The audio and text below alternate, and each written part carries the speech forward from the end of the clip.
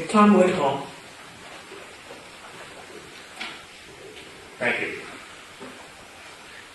Newburgh hurt the district this past January, February timeframe when they raised the taxes in the city of Newburgh by 24% for a house and 34% for a district.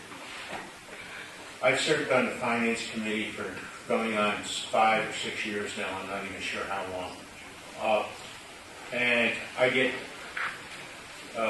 hit it every so often because when they say, what do you want to do for a tax increase? And I go, a -0. We have, for the past 2 years, made our tax base 0 to try and keep things as inexpensive as possible. I'm a taxpayer. I am a homeowner. I'm on a fixed income. I know where this comes from, folks. The money that we saved this year, we saved over $3 million off of last year's budget.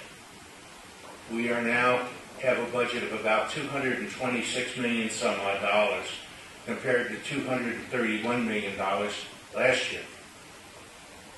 This was done through just attrition and taking and looking at every program. We held 8 or 9 meetings, I can't even remember how many, discussing everything. I think there were 44 points that were finally cut.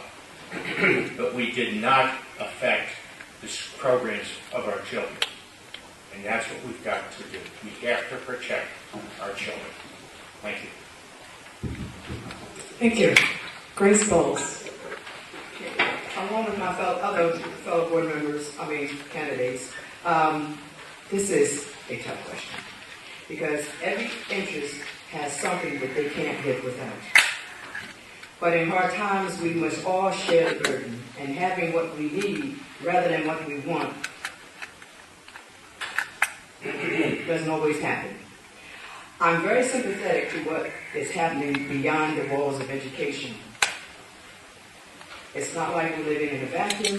We have neighbors and friends who've lost their jobs. We've had neighbors and friends who've lost their homes. And as we consider the budget, we must consider these items. We know that we have to focus our resources on core subjects and all of those unfunded mandates from the federal and state governments. But when times are good, you can have everything. And when times get tough, you have to begin to analyze what is needed. So for me, over the past few years, I'm proud to be able to say that we've had a budget 0% increase. And that is my goal, to try to keep it that way. Thank you. Mark Levinstein. The economic conditions will always affect the decisions that the school board will make. Nobody wants to increase taxes in good times, let alone tough times. We need to keep our programs running. We need to educate our children to the best of our ability. But we need to do all this being mindful that the local taxpayer is footing the bill. But whether there are program cuts or not, we do not want a voted-down budget or an austerity budget. It is my understanding that under an austerity budget, if we get any aid restored or get any additional money, we cannot use it to restore programs. So as we watch our pennies and make tough decisions, we still need to meet the needs and requirements of all our participants: students, parents, teachers, administrators, and taxpayers.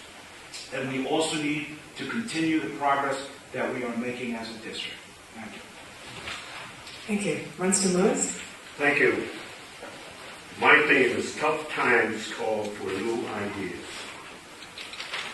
There's no doubt in my mind that we have to be doing more with less resources.